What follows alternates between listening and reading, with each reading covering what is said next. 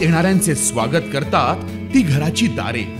आपले घर, बंगला, ऑफिस, फार्म हाऊस यासाठी सुंदर डिझाईन केलेली jumbo French door, safety door आणि तीही 18 गेज GI सेक्शन मटेरियल वापरून आणि 80 मायक्रॉन पावडर कोटिंग केलेली, संपूर्णपणे मेंटेनन्स फ्री.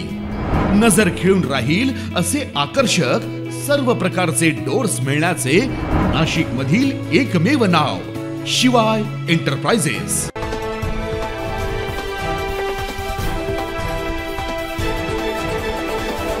धुळे शहरात चोरीच्या घटनेमध्ये सातत्याने वाढ होते.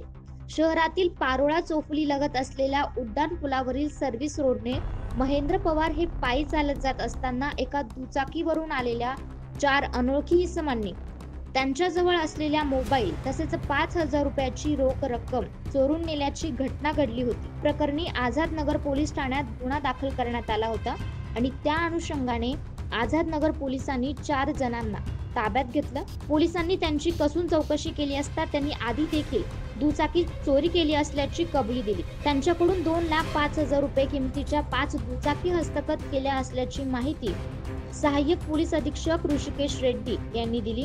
3 तारीख को रात्रि एक घटना घड़ी है आजाद नगर पुलिस स्टेशन के अंडर पारोला चौफुली में. एक हमारा व्यक्ति जा रहा था, तो फिर उसमें 4 लोग आके उसके ऊपर चाकू वगैरह दिखा के उससे उसका मोबाइल फोन और कुछ कैश छीना गया था. तो उस दिन हमको इमीडिएटली उसने इन्फॉर्मेशन दिया था. तो उसने कैसे हुआ था, क्या हुआ था, और जो आदमी है उसकी भी हमको उल्लेख दिया था. फिर हमने डीबी स्टाफ उसको ढूंढने के लग गया था. फिर 2 दिन के बाद 5 तारीख रात्रि एक देवपुर में भी सेम घटना हुई है.